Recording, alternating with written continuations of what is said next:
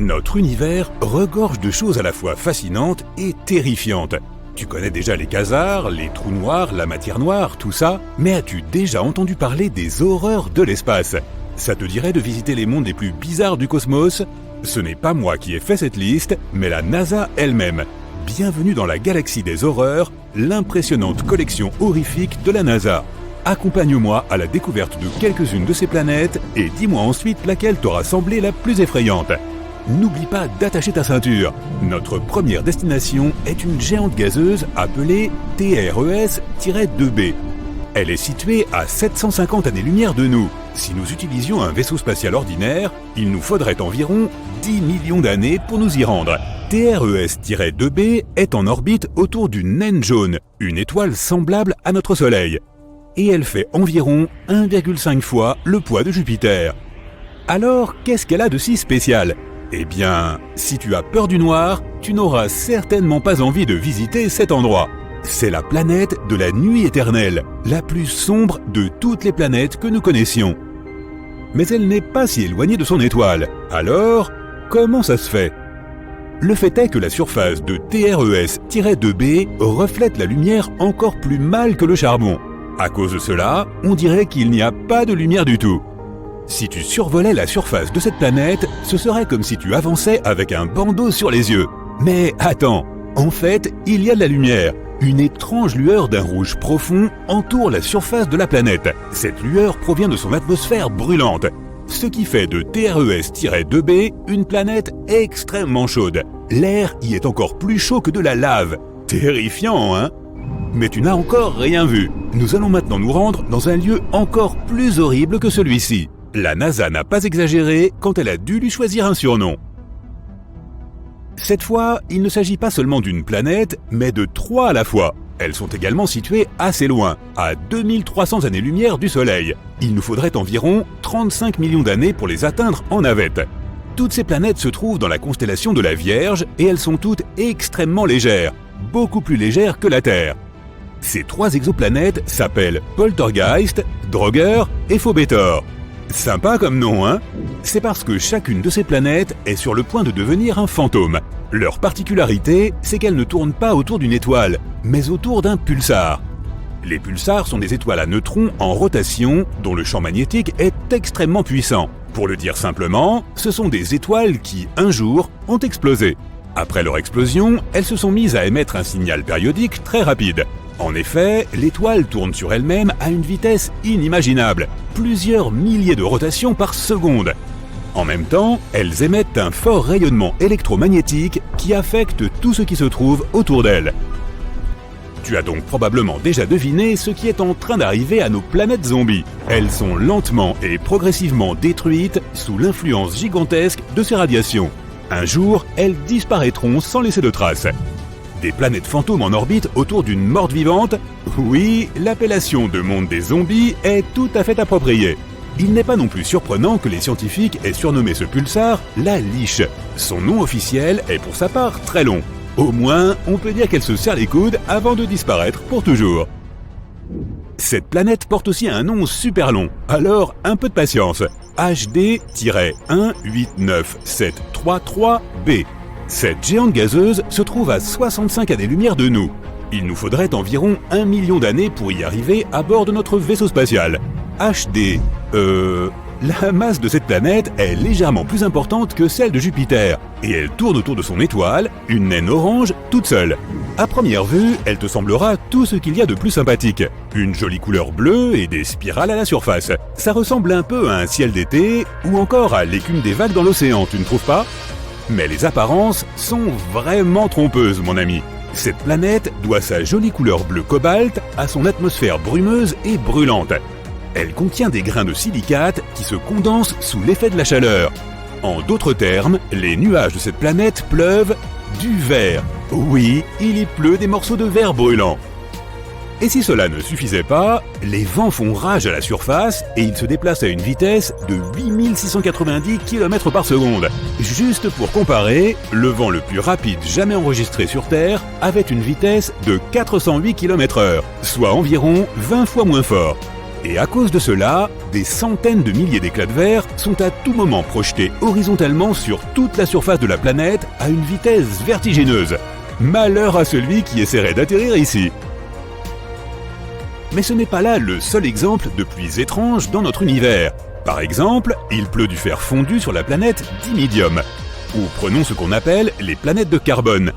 Leur existence n'a pas encore été prouvée, mais si elles existent vraiment, elles seraient couvertes de milliers de nuages noirs et toxiques, et il y pleuvrait des hydrocarbures ainsi que de l'asphalte liquide brûlant. Et toutes ces gouttes de pluie exploseraient en atteignant la surface. Rien de spécial, n'est-ce pas? La planète suivante, par contre, est vraiment très étrange. Elle ne se contentait pas de tourner autour de son étoile, elle vivait à l'intérieur. Ce miracle cosmique s'appelle KOI 55b ou Kepler 70b. Cette planète se trouve très loin de nous, à 4000 années-lumière. Il faudrait environ 70 millions d'années à notre vaisseau spatial pour nous y emmener. Elle est 2 fois plus légère que la Terre et effectue une révolution complète autour de son étoile en seulement 2 heures. Il y a longtemps, c'était une planète ordinaire semblable à la Terre et de la taille de Jupiter. Elle tournait paisiblement autour de son étoile naine rouge, KOI 55. Mais tout a changé il y a environ 700 millions d'années. Tu as peut-être entendu dire que dans quelques milliards d'années, notre Soleil commencerait à grossir et deviendrait énorme, absorbant tout sur son passage. C'est le destin des naines rouges. Tôt ou tard, elles prennent de l'ampleur et se transforment en des géantes bleues incroyablement chaudes. Et c'est exactement ce qui s'est produit avec KOI 55. Cette étoile a commencé à augmenter en taille et à se réchauffer, se transformant progressivement en une géante bleu-blanc. Elle était prête à dévorer ses planètes les plus proches. Mais KOI 55b ne s'en est pas soucié. Lorsque l'étoile l'a atteinte, cette planète s'est simplement installée à l'intérieur.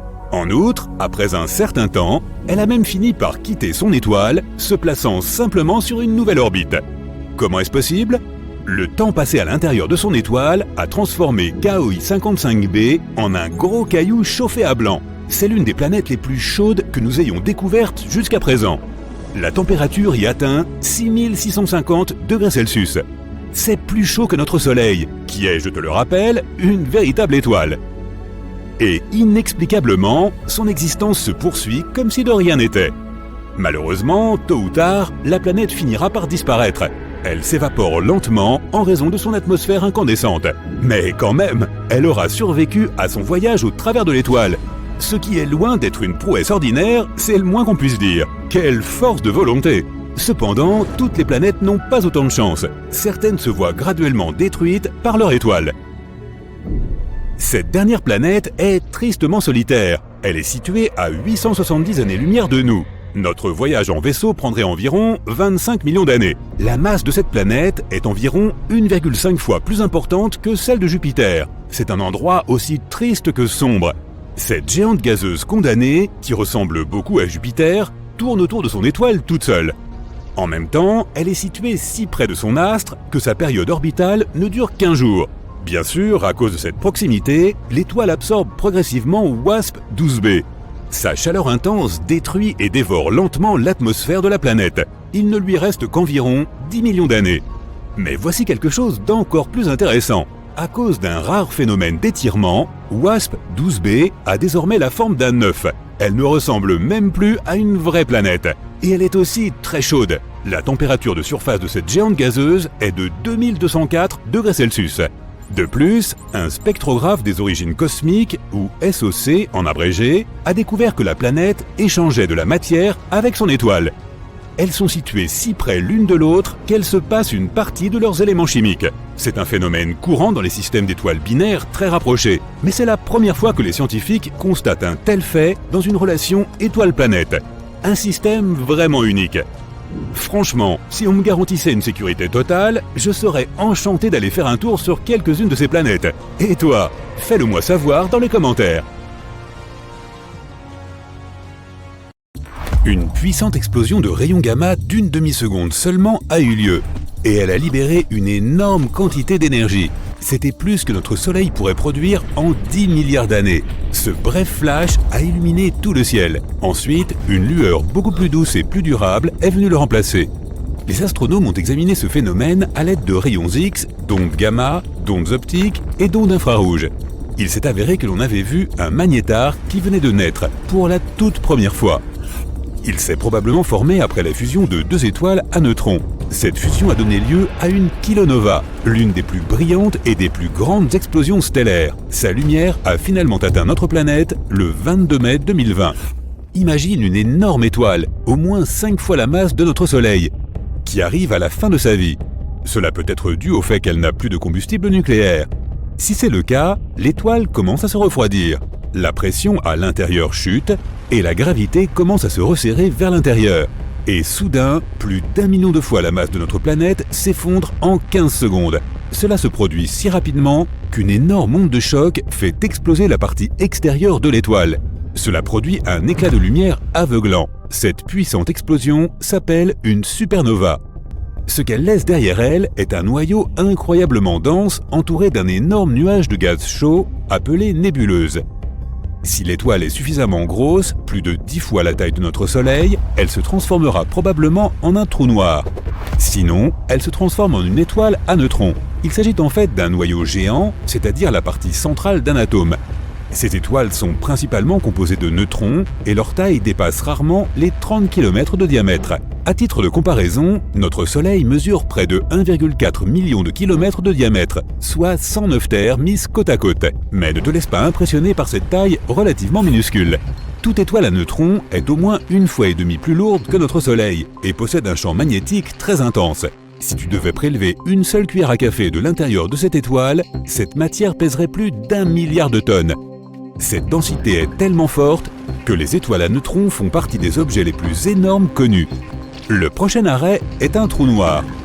Lorsque deux étoiles à neutrons fusionnent, elles en créent le plus souvent une nouvelle, beaucoup plus lourde. En quelques millisecondes ou même en moins, cette étoile s'effondre en un trou noir. Mais les astronomes qui ont examiné le flash de lumière enregistré en Mars pensent qu'il pourrait y avoir une autre issue. Ils sont presque sûrs d'avoir vu quelque chose de jamais observé auparavant, la naissance d'un magnétar. C'est une forme rare d'étoile à neutrons avec un champ magnétique ultra fort. Il est 1000 billions de fois plus fort que celui de notre planète. Ce champ est également si puissant qu'il chauffe la surface de l'étoile jusqu'à 10 millions de degrés Celsius. En d'autres termes, les magnétars sont les aimants les plus puissants de l'univers.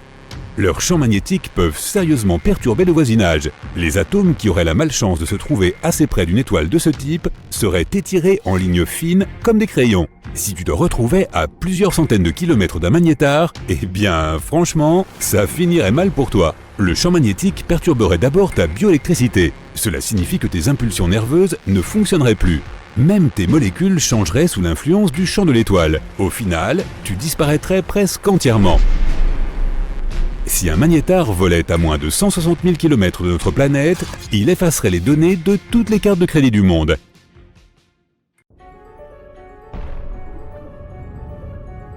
Cela fait plus de 400 ans qu'il n'y a pas eu de supernova dans la Voie lactée.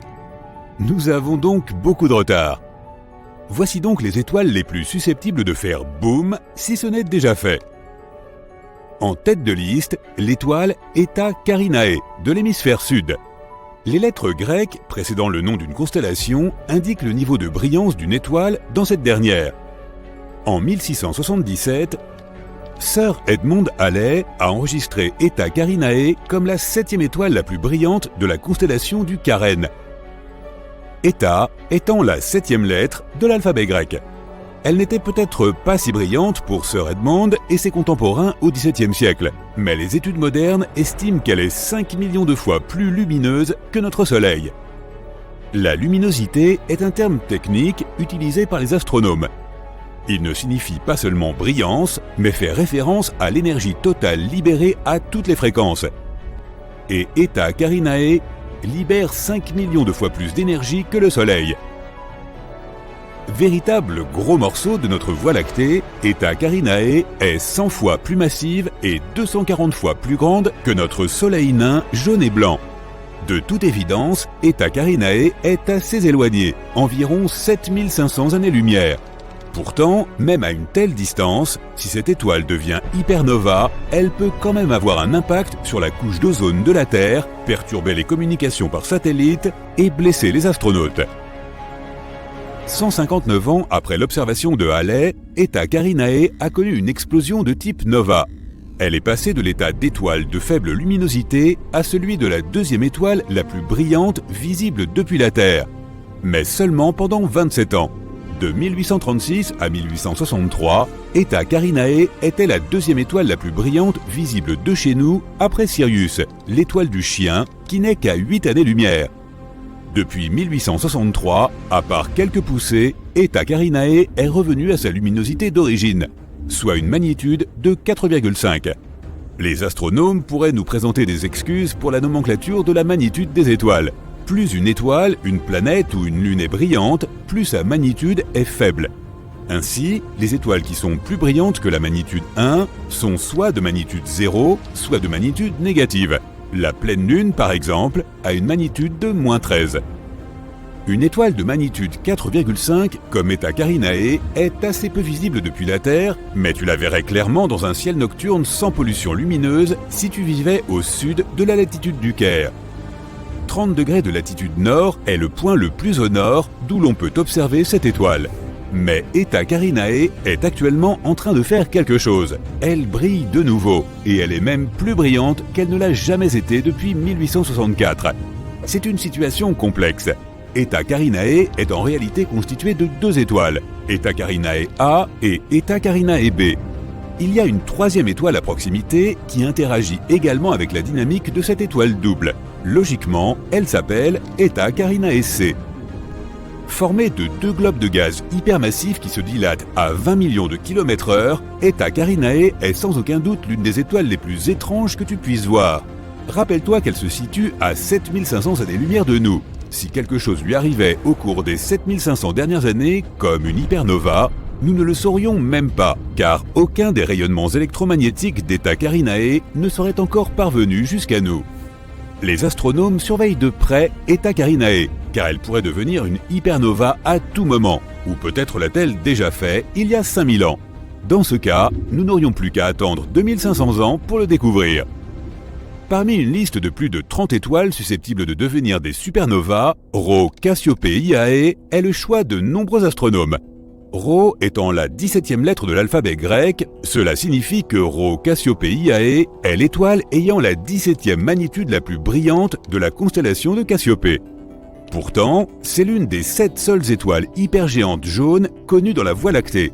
Encore un gros morceau. Pour être visible à une magnitude de 4,5 à environ 10 000 années-lumière, ce doit être une très grosse étoile, une hypergéante. Placée là où se trouve le Soleil, elle engloberait l'orbite de Mars.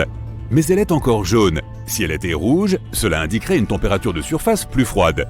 Donc, aussi énorme soit-elle, Rho Cassiopeiae est toujours aussi chaude que notre Soleil, voire un peu plus. Cela ne peut signifier que deux choses. 1. Au plus profond de son noyau, Rho Cass fusionne des atomes bien plus lourds que l'hydrogène ou l'hélium. Et 2. Elle produit beaucoup plus d'énergie qu'une étoile géante rouge. En 2000, Rho Cassiopeiae a fait une éruption massive. Elle s'est illuminée en éjectant 10 000 fois la masse de la Terre dans l'espace à 4 fois la vitesse du son. Les astronomes ont détecté la signature d'oxyde de titane dans cette éruption.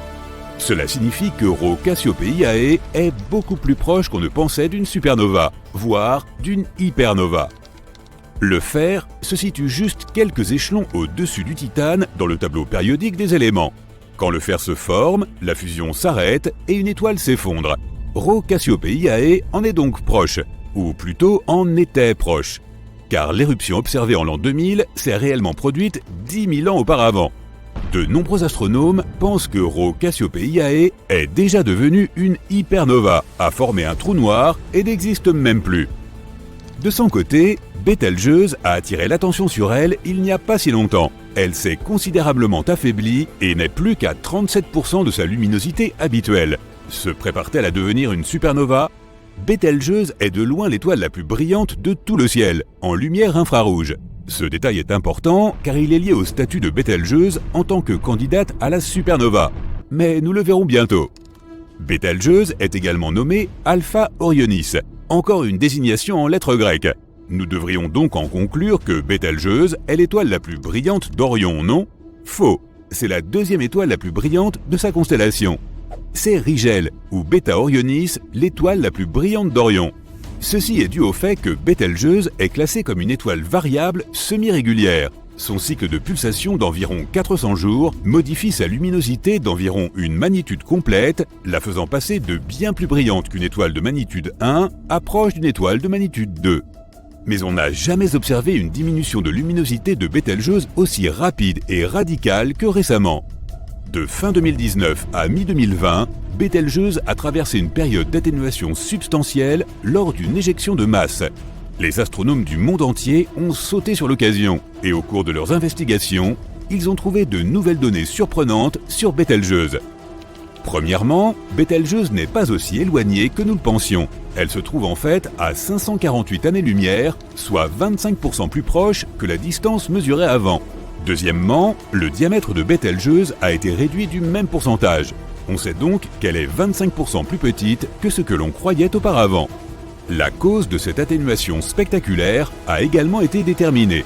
Bételgeuse a éjecté un nuage de gaz contenant du magnésium qui a bloqué une grande partie de la lumière provenant de l'étoile, la faisant apparaître beaucoup moins brillante qu'elle ne l'était réellement. Le magnésium n'est même pas à mi-chemin du fer sur le tableau périodique, ce qui signifie que Bételgeuse n'est pas aussi proche de la supernova qu'on le croyait auparavant. Lorsque du fer commence à se former dans une étoile, cela signifie qu'elle est sur le point de mettre un terme à ses réactions de fusion. L'étape suivante est l'implosion, et nous n'en sommes pas encore là avec Bételgeuse. Cette étoile émet la majeure partie de son énergie sous forme de lumière infrarouge, ce qui indique que son noyau brûle encore probablement de l'hélium, et non quelque chose qui augmenterait considérablement sa chaleur, comme le carbone par exemple.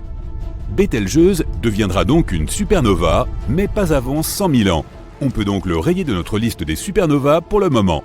Quant à la manière de prononcer correctement Bételgeuse, tu peux le faire comme bon te semble. Tu peux même dire Bételgeuse si tu en as envie. La supernova 1987A a pris les astronomes par surprise lorsqu'elle a illuminé le grand nuage de Magellan, situé à plus de 100 000 années-lumière de la Voie lactée. C'est alors que l'attention s'est portée sur une étoile similaire, beaucoup plus proche de la Terre, Rigel de la constellation d'Orion. Pourrait-elle nous surprendre en devenant soudainement une supernova? Il existe un phénomène appelé le problème des supernovas. Il semble que les étoiles faisant plus de 17 fois la masse du Soleil ne se transforment pas toujours en supernova. Récemment, une géante rouge a tout simplement disparu sans passer par la case supernova. Ce phénomène s'était souvent produit dans des simulations informatiques de supernova, mais il a fini par se produire dans la vie réelle. Rigel fait 21 fois la masse du Soleil. Donc deviendra-t-elle une supernova ou disparaîtra-t-elle simplement dans le trou noir qu'elle créera en son cœur? Les astronomes et les physiciens poursuivent leurs recherches pour en apprendre davantage sur la dynamique des étoiles massives en scrutant le ciel à la recherche de la prochaine supernova qui se produira dans la Voie lactée. En attendant, nous pouvons être sûrs que la Terre n'est pas menacée par les effets des explosions de supernovas proches. Nous vivons dans un quartier stellaire plutôt calme, sauf pour les Martiens qui vivent à côté de nous. Bételgeuse, une supergéante rouge. Cette boule de plasma en ébullition est l'une des plus grandes étoiles de notre galaxie et l'une des plus brillantes. Elle est 500 fois plus grande que le Soleil, mais elle est en état de pulsation, ce qui fait qu'elle grossit et rapetisse. À son apogée, elle fait 800 fois sa taille moyenne. Si cette étoile était une corbeille, elle pourrait contenir environ 300 millions de soleils, alors que son poids n'est que 17 fois supérieur. Et là, à environ 500 années-lumière, se trouve la Terre. Nous lançons notre vaisseau spatial et entamons notre voyage vers Bételgeuse. En quelques secondes, nous avons déjà parcouru 390 000 km et nous sommes près de la Lune. Cette distance représente 9,5 fois le tour de la Terre. Une navette spatiale actuelle propulsée par une fusée aurait mis 3 jours pour arriver jusqu'ici. Nous sommes maintenant près de Mars. Le vol vers la planète rouge dure généralement 7 mois. Plusieurs rovers sont actuellement à l'œuvre ici, ainsi que le tout premier drone volant Ingenuity. La surface de Mars est 3 fois plus petite que celle de la Terre, mais la planète est également 10 fois plus légère. On espère bientôt y envoyer une colonie humaine. Juste au-delà de Mars, nous devons esquiver de nombreuses roches spatiales. C'est la ceinture d'astéroïdes. Elle contient des débris et des objets spatiaux de taille et formes différentes. Le plus gros d'entre eux est Cérès. Sa surface est légèrement plus grande que la superficie de l'Argentine et son poids représente environ 1% de celui de la Lune. Le poids total de toute la ceinture d'astéroïdes est 25 fois inférieur à celui de la Lune. Ensuite, nous passons devant les géantes gazeuses Jupiter et Saturne. Ce sont les plus grandes planètes du système solaire. Ce sont aussi les plus lourdes, même si elles n'ont pas de surface solide. Ensuite, nous passons par Uranus et Neptune. On les appelle géantes de glace. Et à l'extrême limite du système solaire, nous voyons Pluton. Elle était autrefois considérée comme une planète à part entière, mais elle a été retirée de la liste. Nous voilà maintenant à 7 milliards de kilomètres de notre maison. Il a fallu à la sonde spatiale New Horizons environ 9 ans pour arriver jusqu'ici. Accroche-toi à ton siège, on va accélérer. Nous traversons la ceinture de Kuiper. Il y a beaucoup d'astéroïdes et de blocs de glace ici. Ce sont les matériaux de construction les plus anciens de notre système solaire. Il y a plusieurs milliards d'années, notre monde ressemblait à un nuage de ces astéroïdes. Nous continuons notre voyage et atteignons le bord du système solaire, l'héliosphère. Nous nous sommes déplacés jusque-là grâce au vent solaire, mais il commence à ralentir car il entre en collision avec le vent interstellaire et se réchauffe. C'est ce qu'on appelle le choc terminal. La sonde spatiale Voyager 1 a atteint ce point en décembre 2004. Nous arrivons maintenant là où l'héliosphère se termine et où l'espace interstellaire commence. C'est l'héliopause. En 2012, Voyager a franchi cette limite et est devenu le tout premier objet fabriqué par l'homme à atteindre l'espace interstellaire. Mais le message de Voyager rapportant cet événement est arrivé sur Terre près d'1 an plus tard, en raison de l'énorme distance. Il a fallu 35 ans à Voyager 1 pour parcourir tout ce chemin. Et la voilà. Cette sonde est aussi longue qu'une voiture et fait le poids de 2 motos. Il y a une plaque en or sur sa coque. C'est un message de l'homme aux potentielles civilisations extraterrestres. Elle contient des images de paysages terrestres, des enregistrements de voix humaines et notre ADN. Voyager est opérationnel depuis 43 ans et a parcouru plus de 22 milliards de kilomètres. Cela équivaut à 152 fois la distance entre la Terre et le Soleil. Et elle continue de filer dans l'espace à plus de 60 000 km/h. Nous voilà maintenant près de l'étoile la plus proche de notre système solaire, Proxima Centauri. Nous sommes si loin de chez nous que même la lumière a besoin de plus de 4 ans pour parcourir cette distance. Avec une navette normale, ce voyage aurait duré 73 000 ans.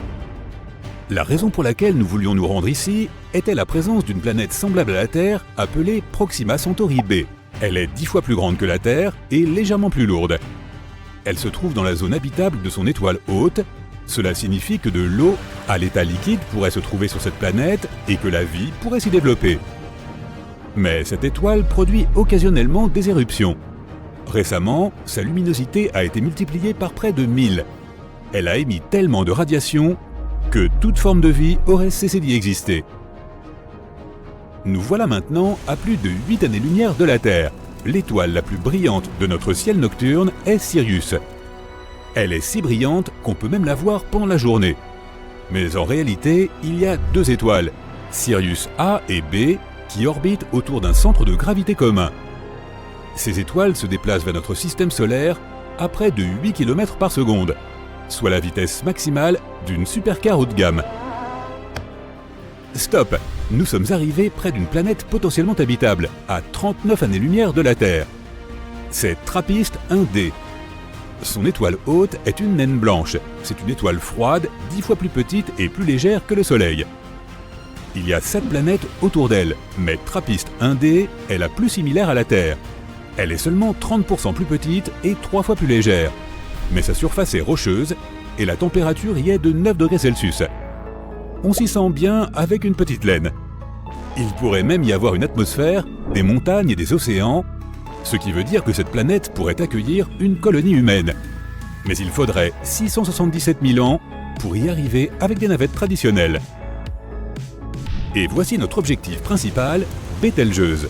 Il faudrait près de 8,7 millions d'années pour y arriver avec une navette spatiale actuelle. Cette étoile est si grande qu'à côté, notre vaisseau ressemble à un grain de sable. Remontons le temps pour voir ce qui est arrivé à cette étoile.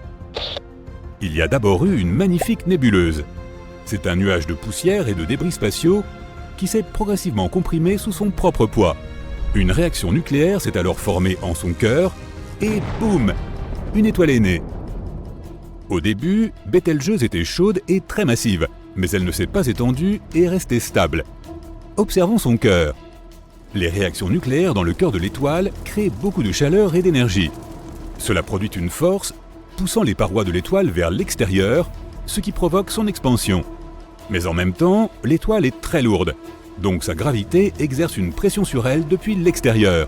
Lorsque ces deux forces sont équilibrées, l'étoile reste stable. Mais avec le temps, toute étoile perd son combustible, l'hélium et l'hydrogène. Des éléments plus lourds du noyau se joignent alors à la réaction nucléaire. En brûlant, ils libèrent plus d'énergie que la gravité ne peut en contenir. L'étoile commence alors à s'étendre. C'est ce qui arrive à Bételgeuse. Elle est déjà si grande que si on la plaçait au centre de notre système solaire, son bord toucherait la ceinture d'astéroïdes entre Mars et Jupiter. Bételgeuse va continuer à s'étendre jusqu'à épuiser complètement son carburant. Puis, la gravité l'emportera, sa taille diminuera, puis elle fera un énorme boom. Son explosion, ou supernova, sera si aveuglante que Bételgeuse brillera plus que notre Lune.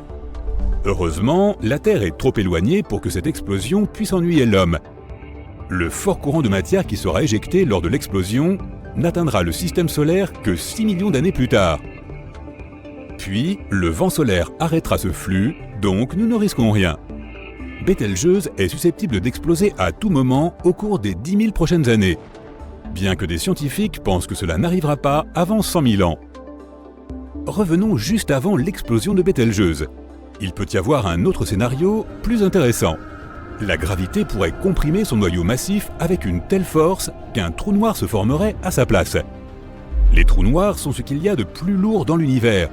Ils ont une force gravitationnelle incroyable dont même la lumière ne peut échapper. Le trou noir de Bételgeuse commencerait à aspirer la poussière cosmique et les restes de l'étoile.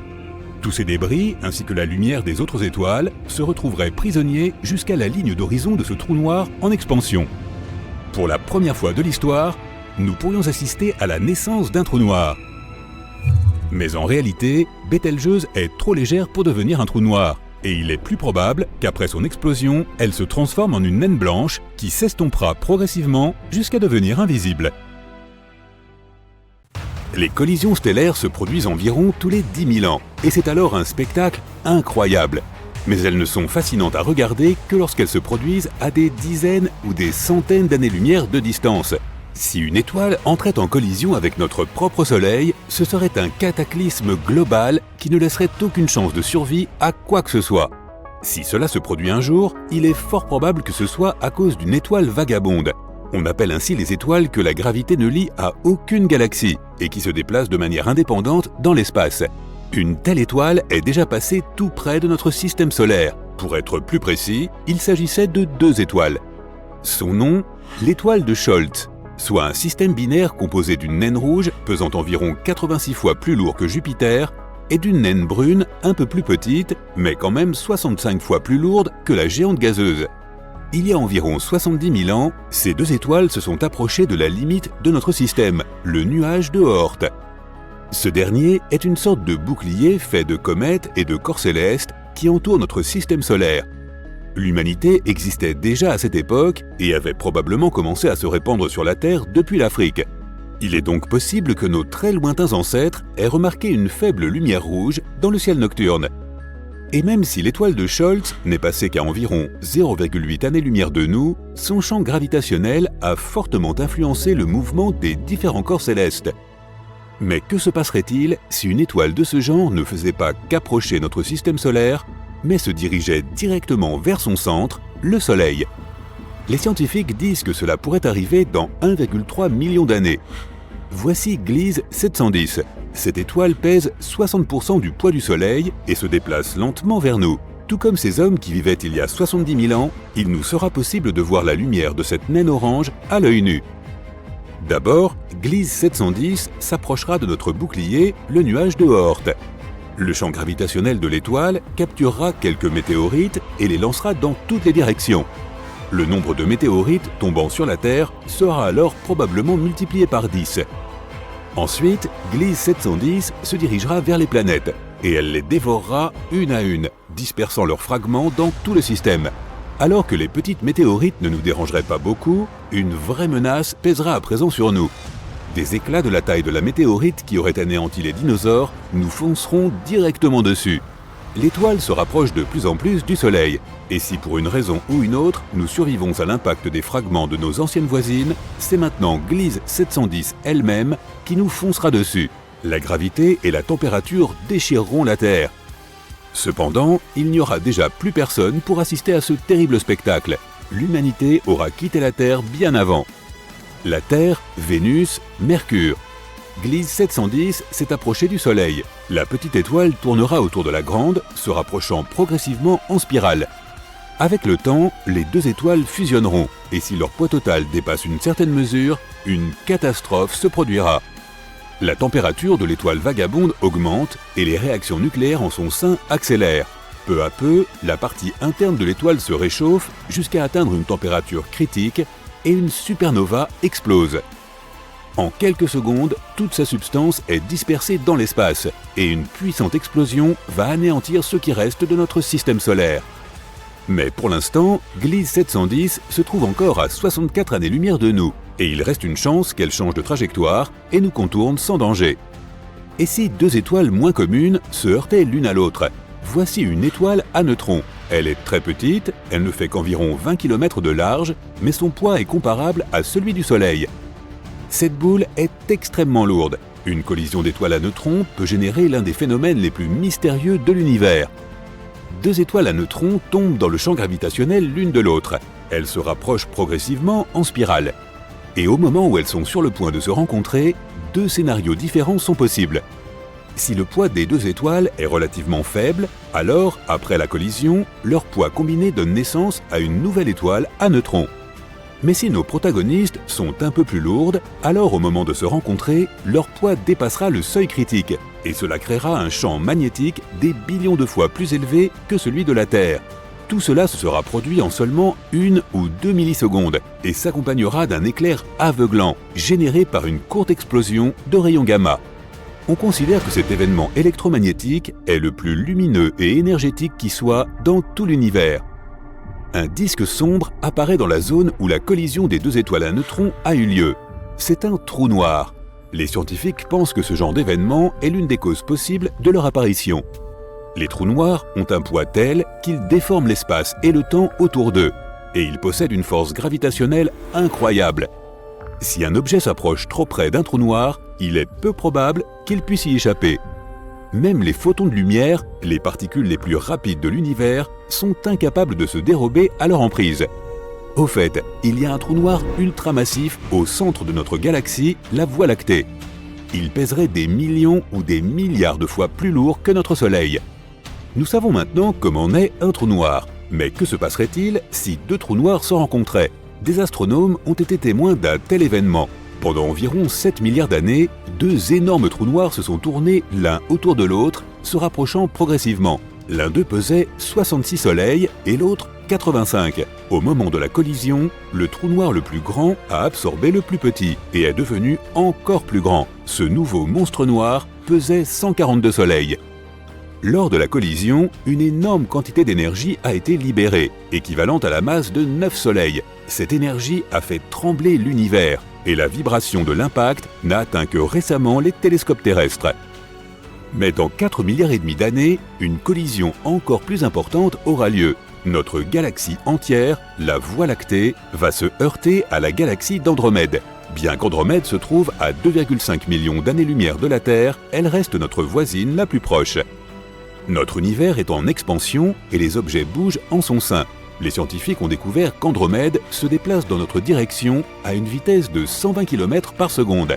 Ainsi, dans environ 3 milliards d'années, les étoiles et le gaz chaud de cette galaxie seront visibles à l'œil nu. Puis, au bout d'1 ou 2 milliards d'années supplémentaires, Andromède viendra s'écraser sur nous. Les deux galaxies se tourneront autour avec un mouvement de yo-yo. Elles s'approcheront l'une de l'autre et se croiseront ensuite à une très courte distance et à une vitesse incroyable. Puis, elles s'éloigneront à nouveau, mais la force de gravité les attirera une nouvelle fois et une autre collision aura lieu. Mais cette fois, elles formeront une galaxie géante appelée l'Actomède. Il est difficile de savoir ce qui nous arrivera, ainsi qu'à notre planète. Dans un certain scénario, il se peut que nous ne remarquions même pas les conséquences de la collision. Bien que les galaxies soient pleines d'étoiles et d'autres corps célestes, elles restent principalement constituées de vide. Les étoiles sont très éloignées les unes des autres. Par exemple, si notre Soleil faisait la taille d'une pièce de monnaie, il se trouverait éloigné de sa voisine la plus immédiate, l'étoile Proxima Centauri, d'une distance égale à celle qui sépare Philadelphie de Détroit, et cela représente environ 725 km. Il y a donc beaucoup d'espace entre les étoiles au sein des galaxies. Le deuxième scénario possible est celui où notre système solaire se retrouve seul dans l'obscurité intersidérale. Lorsque les deux galaxies entreront en collision et se mettront à tourner l'une autour de l'autre, un grand nombre d'étoiles seront comme catapultées hors de leurs limites. Souviens-toi des manèges des parcs d'attractions. Lorsqu'ils tournent, la force centrifuge pousse les balançoires vers l'extérieur. Et si tu décroches l'une des balançoires pendant qu'un manège tourne, elle s'envolera très loin. Le même phénomène se produit lors des collisions galactiques. Et il est possible que notre Soleil subisse le même sort que cette balançoire. Mais à notre niveau, la différence sera à peine perceptible. La vie sur Terre continuera à son rythme habituel. Le seul inconvénient est que notre ciel nocturne commencera à disparaître, et avec le temps, il sera changé en un vide noir. La deuxième option, et la plus improbable, est que notre système solaire entre en collision avec une autre étoile. Dans ce cas, toute vie sur Terre sera anéantie, de même que si une étoile comme Gliese 710 s'écrasait sur le Soleil. Plus d'1 million de terres peuvent tenir dans notre Soleil. De nouvelles recherches montrent qu'entre 20 et 35% des soleils dévorent leur propre planète, et qu'un quart des systèmes planétaires en orbite autour d'étoiles comme le Soleil ont eu un passé chaotique. La chose même qui donne la vie peut aussi la reprendre. Toutes les planètes de notre système solaire tournent autour du Soleil, et elles le font toutes d'une manière assez consistante. Il est très probable qu'elles soient restées ainsi depuis qu'elles sont apparues dans le paysage, mais ce n'est pas le cas de toutes. Cette existence chaotique signifie qu'un système solaire comptait de nombreuses planètes dans sa litière jusqu'à ce que le Soleil hôte décide de les faire fondre. Notre système solaire est parfaitement disposé pour qu'aucune planète n'interfère avec la gravité des autres. La force gravitationnelle de Jupiter est beaucoup plus forte que celle de la Terre, ce qui signifie que si la Terre se rapprochait de Jupiter, nous ne serions qu'une autre lune pour celle-ci. La planète est si grande que si la Terre faisait la taille d'un raisin, Jupiter équivaudrait à la taille d'un ballon de basket par rapport à elle. Même avec la technologie la plus perfectionnée au monde, il est compliqué de savoir si les étoiles mangent effectivement leur planète. La meilleure façon de l'étudier est d'observer des systèmes binaires. Il s'agit d'un terme scientifique pour désigner un système composé de deux étoiles en orbite l'une autour de l'autre. En général, les deux étoiles se sont formées à peu près au même moment, à partir des mêmes gaz et dans les mêmes conditions. Cela signifie qu'elles devraient plus ou moins contenir les mêmes éléments. Quand tu ouvres les yeux le matin, tu es accueilli par la lumière du soleil qui a parcouru des millions de kilomètres. Plus on s'en approche, plus c'est chaud. Mais les rayons qui voyagent depuis le soleil charrient également certains éléments chimiques qui les rendent uniques. Les atomes associés au soleil sont des matériaux légers comme l'oxygène, le carbone, l'hydrogène et l'hélium. On peut aussi y trouver d'autres substances, mais celles-là demeurent les principales. En étudiant ces éléments, on peut connaître l'histoire d'un système solaire avec suffisamment de détails pour déterminer s'il est instable ou plutôt calme. Les scientifiques ont étudié 107 systèmes binaires composés de soleils comme le nôtre en analysant leur lumière. Comme chaque système contient deux soleils, ils les ont comparés et mis en contraste pour voir les différences. Ils ont observé que les étoiles dotées d'une fine couche extérieure présentaient des éléments différents de ceux de leurs compagnonnes. Tous les soleils contiennent des éléments légers, mais certains ont des éléments rocheux comme le fer, le silicium et le titane à proximité. Ces éléments sont associés au terrain accidenté que l'on trouve sur une surface, mais ils se trouvent là, flottant au milieu de l'espace. La couche externe la plus fine est particulièrement riche en fer par rapport aux autres couches. De nombreuses étoiles sont jumelles à la naissance, mais la plupart des étoiles de la Voie lactée ont une compagnonne dans un système binaire. Cela signifie que notre Soleil est assez unique pour ne pas avoir de partenaire. Mais certaines théories suggèrent que le Soleil a peut-être perdu son jumeau dans le passé. Il se trouve à environ 184 années-lumière et s'appelle HD 186302. Ce pourrait être notre bonne étoile. Les nuages moléculaires sont le lieu de naissance de milliers d'étoiles. Ils sont constitués de gaz et de poussière qui s'effondrent progressivement sous leur propre poids. Notre Soleil a peut-être commencé de cette façon il y a 4,6 milliards d'années. Et lorsqu'elles sont suffisamment matures, elles sortent au grand jour, généralement avec leurs compagnons de voyage. En fait, les scientifiques affirment que jusqu'à 85% de toutes les étoiles pourraient être en paires binaires, ou avoir encore davantage de potes, mais plus de 50% sont des paires binaires. Le seul problème est que nous ne pouvons pas vraiment le voir puisqu'il s'est écarté de son orbite originale il y a une éternité. Mais on peut en trouver des traces dans le nuage de Oort. Il s'agit d'un vaste amas spatial composé de comètes, de roches spatiales et de glace situés aux confins de la zone d'influence de notre Soleil. Ces objets flottent beaucoup puisqu'ils sont loin de la gravité du Soleil et peuvent facilement être éjectés de leur orbite dans l'espace.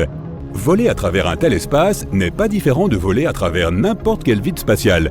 La raison pour laquelle certains de ces éléments légers se trouvant dans l'espace contiennent des éléments rocheux que l'on trouverait à la surface d'une planète est que le Soleil les a fait sortir de leur orbite et les a dévorés quand ils se rapprochaient. Cela se produit également lorsqu'une étoile devient trop grosse et commence à manger tout ce qui l'entoure. Selon les scientifiques, si une étoile mange une planète, cela peut la rendre instable et la faire tourner si vite qu'elle finit par se déchirer. Mais pas de panique, il y a très peu de chances que le Soleil dévore notre planète dans un avenir proche. Les étoiles se forment lorsqu'un énorme nuage d'hydrogène et d'hélium croît jusqu'à s'effondrer sous son propre poids. La pression augmente et atteint des niveaux de chaleur extrêmes que nous ne pouvons même pas mesurer. Les atomes d'hydrogène finissent par perdre leurs électrons, ce qui provoque la fusion de l'hydrogène et la libération d'énergie, contrant ainsi l'effondrement par gravité. Mais lorsque la force gravitationnelle l'emporte sur la fusion de l'hydrogène, l'étoile commence à se dilater et devient une géante rouge. Puis, après environ 1 milliard d'années, l'hydrogène du noyau externe disparaît, laissant une grande quantité d'hélium qui fusionne avec les autres éléments présents. Et une fois que tout l'hélium aura disparu, la gravité réduira la géante rouge à l'état de naine blanche. Et lorsqu'elle a totalement disparu, les restes de l'étoile libèrent des tonnes de gaz et de poussière dans l'espace. Les scientifiques affirment que notre Soleil a encore entre 7 et 8 milliards d'années avant d'atteindre ce stade. Mais même si cela devenait une réalité, cela ne se produirait pas du jour au lendemain. Il faut des millions d'années pour qu'une telle chose se produise. Mais que se passerait-il si le Soleil décidait de nous dévorer du jour au lendemain à l'heure où nous parlons ? La planète commencerait à se réchauffer en quelques secondes. Chaque légère variation de degré peut entraîner des événements catastrophiques. Les calottes glaciaires peuvent fondre en quelques secondes et inonder les terres côtières. Même les petites îles des régions reculées du monde seraient submergées. Et comme il ferait plus chaud, toutes les régions enneigées fondraient instantanément et évolueraient vers un climat désertique. Certains endroits brûleraient et des objets quotidiens fondraient sur place. L'intérieur de la Terre se réchaufferait également, ce qui entraînerait des éruptions volcaniques dans le monde entier. L'Antarctique fondrait sous l'effet de la chaleur et les volcans entreraient en éruption. Et en quelques minutes, la planète entière se transformerait en une boule de feu et de cendres avant d'exploser en petits morceaux flottant dans l'espace, atteignant des régions dont nous n'avons même jamais entendu parler. Mais ne t'inquiète pas, une telle chose n'arrivera pas vraiment. Si le Soleil interrompt notre rotation, les résultats seront différents. Il fera également chaud, car le champ magnétique qui nous entoure nous protège des radiations du Soleil. Et si nous nous trouvons déréglés, le champ magnétique le sera également, et la chaleur extrême du Soleil nous fera bouillir. La force gravitationnelle deviendra instable, donc la physique de notre vie quotidienne sera un chaos total. Il faudra attendre 5 milliards d'années pour que le Soleil devienne une géante rouge. Sa taille augmentera et il finira par dévorer Mercure et Vénus. Il y a de fortes chances que la Terre soit également au menu. Si la Terre devait se rapprocher du Soleil de seulement 1 500 000 km, elle deviendrait inhabitable. Cela peut sembler beaucoup, mais c'est seulement 4 fois la distance entre la Lune et la Terre. La détection de la composition chimique des rayons solaires dans des systèmes plus éloignés pourrait aider les scientifiques à trouver d'autres planètes semblables à la Terre. Comme l'atmosphère autour de ces étoiles dévoreuses de planètes modifie cette composition chimique, nous pouvons détecter les systèmes solaires qui ont eu un passé calme. La principale chose que nous devons observer est si les planètes ont un cycle orbital sain. Si rien d'autre ne s'y oppose, nous pouvons supposer que la planète pourrait suivre les mêmes étapes que la Terre qui ont permis l'avènement de l'espèce humaine. Mais ce processus prendra des siècles, car il existe des millions d'étoiles proches, similaires à notre Soleil. À ce rythme, les chances de trouver une planète semblable à la nôtre sont quasi inexistantes. Mais si c'est le cas, alors il pourrait y avoir de la vie sur ces planètes. Il n'y aura aucun moyen de savoir si c'est une vie intelligente, mais elle pourrait avoir connu le même destin évolutif que nous. À quoi ressemblerait la Terre si elle avait vu le jour dans un autre système stellaire? J'ai fait quelques recherches pour toi afin de le savoir. Et ce que j'ai découvert s'est révélé étonnamment positif. Des tropiques chauds, des vents forts et des libellules géantes. Mais bon, je vais tout expliquer depuis le début. Entre 1995 et aujourd'hui, la NASA a découvert plus de 4100 planètes situées en dehors du système solaire. Malheureusement, la plupart d'entre elles sont soit des boules de glace comme Neptune, soit des géantes gazeuses comme Jupiter. Mais il y a quand même pas moins de 161 planètes semblables à notre Terre. Et l'une d'entre elles est très proche de nous, dans la constellation du Centaure. Il y a 3 étoiles dans cette constellation. Les 2 premières s'appellent Alpha Centauri A et Alpha Centauri B. Si tu vis dans l'hémisphère sud, tu les as probablement vues. Elles sont très brillantes. À cause de cela, on dirait qu'il ne s'agit que d'une seule grosse étoile. Elles tournent l'une autour de l'autre très lentement. Et puis, il y a une 3e étoile, pas très loin d'elle. Une minuscule naine rouge, Proxima Centauri.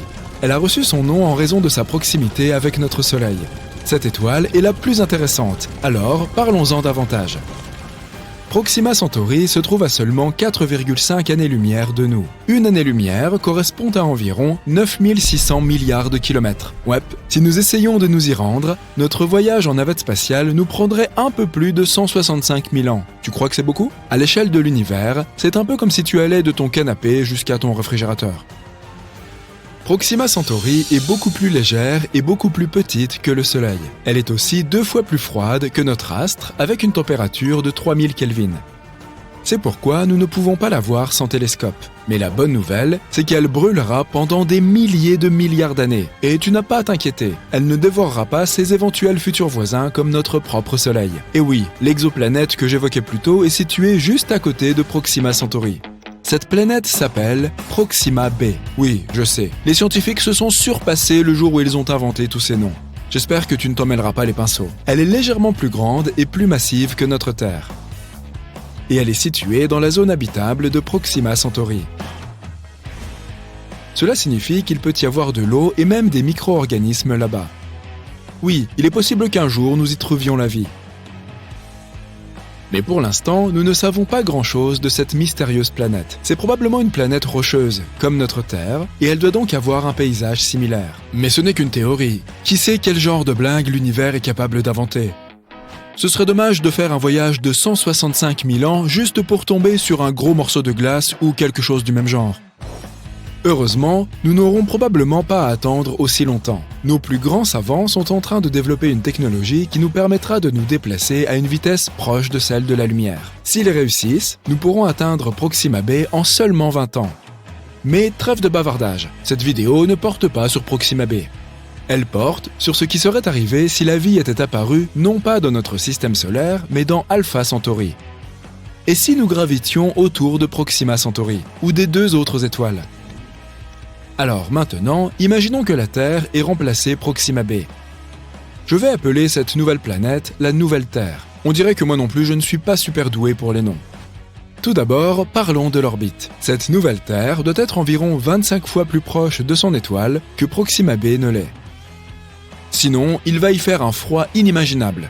Déplaçons donc la planète un peu plus près. Parfait. Une journée dure toujours 24 heures. Mais notre période orbitale est très élevée. Proxima b tourne autour de son étoile en 11 jours. Mais nous y arriverons en seulement 8 jours. Tu pourras fêter ton anniversaire toutes les semaines. Super, mais attends, il y a un petit problème. Tu vois, Proxima Centauri est une étoile éruptive. Cela signifie que, parfois, sans prévenir, elle projette des vents stellaires. Ces vents transportent tout un tas de particules ionisées, qui se déposent ensuite sur les planètes. Oui, notre Soleil lui aussi fait ça. Mais Proxima Centauri nous bombarde avec une puissance 2000 fois supérieure. Les niveaux de radiation sont donc hors normes, c'est le moins que l'on puisse dire. Mais ne t'inquiète pas, tout va bien. Tout ce dont nous avons besoin, ce sont de champs magnétiques incroyablement robustes. Ils nous permettront d'avoir une atmosphère très épaisse et de nous protéger des coups de colère de Proxima Centauri. Mais maintenant, il va faire très chaud. Ou pas. Encore un problème. Les scientifiques ne savent toujours pas exactement comment les planètes de Proxima Centauri gravitent autour d'elles. Et s'il s'avérait qu'elles sont en état de verrouillage gravitationnel comme notre Lune? Alors, une moitié de notre nouvelle Terre serait une poêle à frire, et l'autre moitié serait constituée de déserts glacés. Allez, ce n'est pas grave, nous nous installerons simplement quelque part au milieu. Je n'imaginais pas que je dirais ça un jour, mais il fera certainement doux au pôle Nord. Et si nous avons un peu de chance avec la rotation de notre planète, nous jouirons d'un climat tempéré et douillet. La moyenne sera d'environ 21 degrés et il n'y aura pas de températures extrêmes. Sur cette nouvelle Terre, nous disposerons de beaucoup plus d'eau. La météo y sera généralement assez folle, des vents très forts et des pluies dévastatrices qui pourront durer assez longtemps. Mais on pourra s'adapter. Les changements de température sont beaucoup plus perceptibles dans les montagnes. Tout comme sur Terre, plus tu montes, plus il fera froid. Sauf qu'il fera très froid ici, au sommet. Pour cette raison, il y aura des jungles au bas des montagnes et des collines et des déserts enneigés sur les sommets. Mais en général, ce sera presque comme sous les tropiques terriens. La flore y sera abondante. Les arbres seront peu élevés mais luxuriants. Notre atmosphère épaisse facilitera aussi le vol. Il y aura donc beaucoup de grands animaux volants. Par exemple, des libellules avec une envergure de 5 mètres. Passons à autre chose. Le ciel y sera beaucoup plus clair que sur Terre et très nuageux. Parfois, il aura l'air complètement blanc. Mais le ciel étoilé y sera magnifique et lumineux. Imagine, 4 soleils. Le principal, ce sera Proxima Centauri. Nous pourrons également voir les étoiles Alpha Centauri A et B, qui seront très brillantes. Et enfin, notre bon vieux Soleil, une superbe étoile lointaine. Allez, je t'autorise à verser une larme pour notre vieille Terre. Il y aura quelques planètes près de nous, comme Proxima Centauri C. L'étoile haute est entourée de 2 ceintures de poussière cosmique. Tu auras donc droit à de splendides panoramas nocturnes.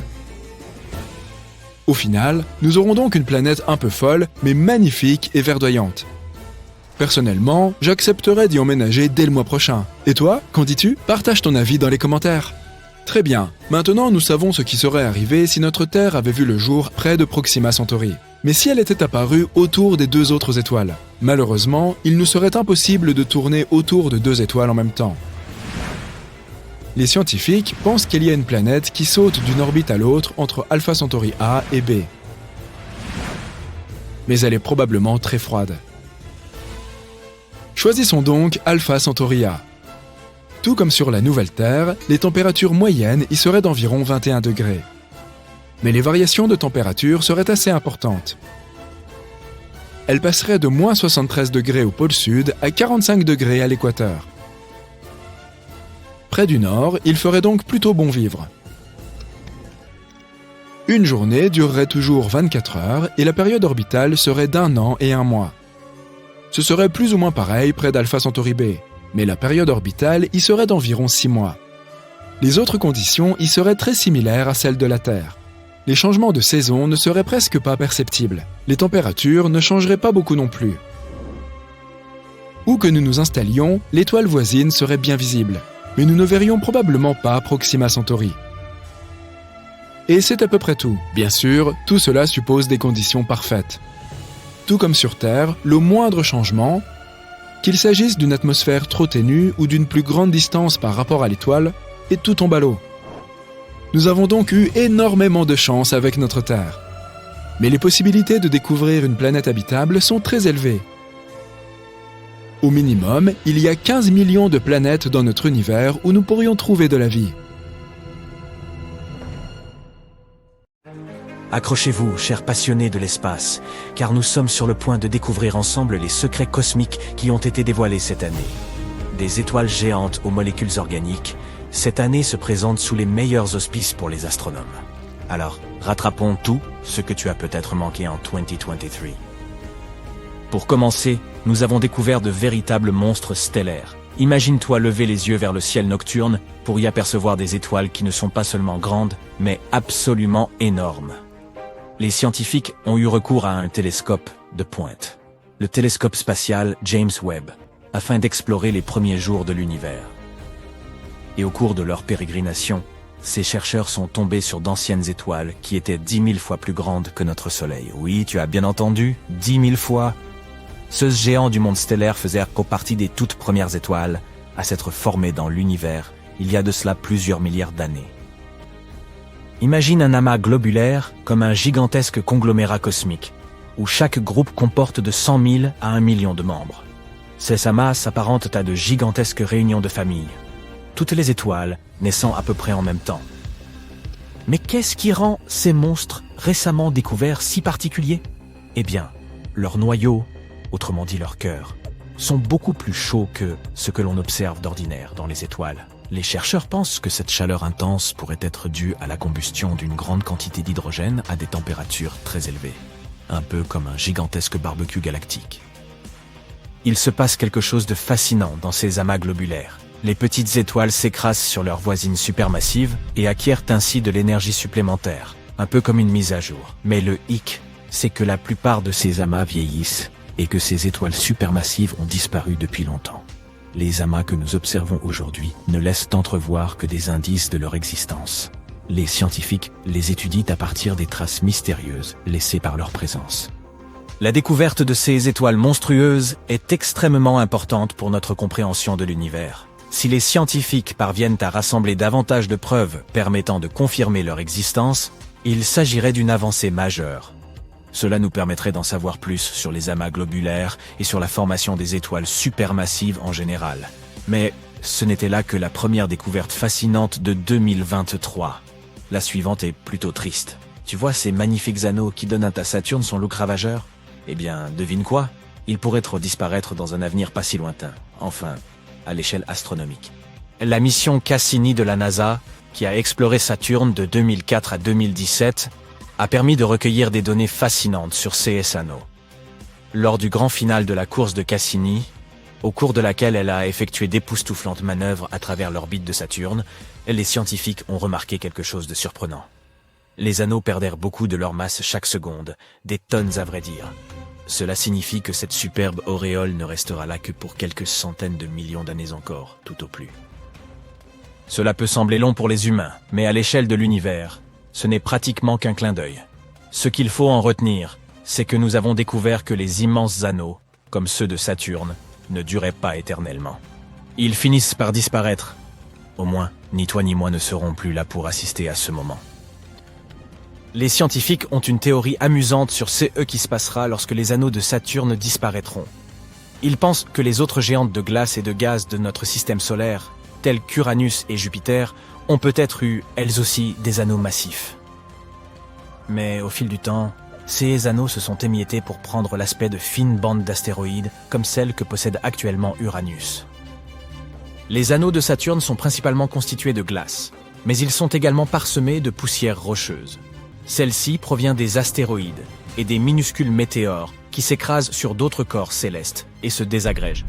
C'est un peu comme une tempête de particules glacées et de débris cosmiques. Les recherches ont également révélé que les anneaux de Saturne sont apparus longtemps après la formation de la planète elle-même. Ils étaient encore en train de se former lorsque les dinosaures peuplèrent la Terre. En termes d'âge astronomique, ils sont donc assez récents, puisqu'ils n'ont que quelques centaines de millions d'années. Cette découverte a enthousiasmé les astronomes, car elle signifie qu'un événement de grande ampleur s'est produit dans le passé de Saturne pour créer cet étonnant disque glacé. Mais il s'agit là d'un mystère qui attend encore d'être élucidé. Les scientifiques voudraient d'arrêt comprendre ce qui a exactement provoqué la formation de ces anneaux et pourquoi ils ont une structure aussi époustouflante. Espérons qu'ils y parviennent. Mais passons à quelque chose de plus optimiste, car nous avons une autre nouvelle passionnante venue de l'espace lointain. Récemment, des scientifiques ont étudié l'une des galaxies les plus éloignées de l'univers, et ils y ont trouvé quelque chose d'étonnant. Des molécules organiques. La galaxie en question porte un nom à coucher dehors, SPTO 41847. Elle se trouve à plus de 12 milliards d'années-lumière de notre petite planète bleue. Peux-tu concevoir une telle distance? C'est la galaxie la plus éloignée où l'on n'ait jamais détecté des molécules organiques complexes. C'est pourquoi observer cette galaxie, c'est comme regarder quelque chose qui date de l'époque où l'univers n'était encore qu'un bébé. Nous n'avons aucune idée de l'aspect actuel de celle-ci. La lumière qui nous en parvient correspond à ce qu'elle était lorsque l'univers n'avait 1,5 milliard d'années. Imagine être capable de voir des choses qui remontent aussi loin dans le passé. Ce qu'on a trouvé là porte un nom très compliqué. Une molécule d'hydrocarbures aromatiques polycycliques, ou plus simplement une molécule de HAPE. Tu te demandes sans doute, mais qu'est-ce que c'est que ce bidule? Eh bien, devine quoi? On peut en fait trouver ces molécules ici même, sur notre bonne vieille planète. Elles peuvent se retrouver dans des choses telles que la fumée d'échappement des voitures ou dans celle des feux de forêt. Les molécules de HAPE sont constituées de chaînes d'atomes de carbone. Et voici en quoi elles nous importent. Elles sont considérées comme les éléments de base de la vie. Réalise seulement, les éléments constitutifs de la vie, ces minuscules chaînes de carbone, ont été découverts dans une galaxie très lointaine. C'est comme retrouver une aiguille dans une botte de foin. Les chercheurs ont également découvert que le gaz flottant dans cette galaxie était rempli d'éléments lourds. Ce n'est pas rien, car cela suggère que de nombreuses étoiles se sont succédées dans cette galaxie, créant tous ces éléments étonnants. Cela signifie que cette galaxie est potentiellement riche en de nombreux autres éléments. Cette découverte ouvre un monde de possibilités et soulève tant de questions passionnantes. Comment ces molécules se sont-elles formées dans une galaxie si lointaine? Et puisque nous regardons dans le passé, qu'est-il advenu de ces molécules organiques au cours de cette période? Ont-elles pu évoluer vers la vie? Nous ne faisons qu'effleurer la surface de choses incroyables qui attendent encore d'être découvertes. Au fait, si tout cela se passe si loin, comment les scientifiques ont-ils bien pu réussir à découvrir une chose pareille? Eh bien, encore une fois, ils disposèrent d'un instrument, le télescope spatial James Webb. Cette machine sophistiquée a été lancée récemment et dispose de pouvoirs décuplés en matière d'observation de l'univers. Lorsque les scientifiques ont étudié cette galaxie lointaine, ils ont rencontré un petit problème. La lumière provenant de ces objets lointains était si faible qu'elle était difficile à voir ou à détecter. Mais devine quoi? Ils ont eu une idée brillante pour résoudre ce problème. Ils ont eu recours à ce que l'on appelle la lentille gravitationnelle, qui est un peu comme la loupe de la nature. Imagine deux galaxies parfaitement alignées, comme pour une séance de photos. La lumière de la galaxie lointaine, celle en arrière-plan, se dirige vers nous. Mais au cours de son voyage, elle traverse la galaxie d'avant-plan, qui agit comme une lentille spatiale géante. Que se passe-t-il ensuite? La gravité de la galaxie d'avant-plan courbe la lumière, à la manière d'une loupe, la rendant plus grande et plus brillante encore. C'est comme si nous disposions d'un zoom cosmique pour nos télescopes. Cette courbure de la lumière crée une forme super cool, appelée anneau d'Einstein. Il s'agit d'un halo ou d'un anneau de lumière entourant la galaxie de premier plan.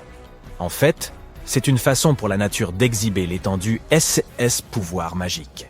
Grâce à la lentille gravitationnelle et à ces magnifiques anneaux d'Einstein, les scientifiques peuvent voir plus clairement les objets éloignés et apprendre des choses étonnantes sur l'univers lointain. Et grâce à tout cela, ils ont réussi à découvrir les interactions chimiques cachées des premières galaxies. N'est-ce pas incroyable?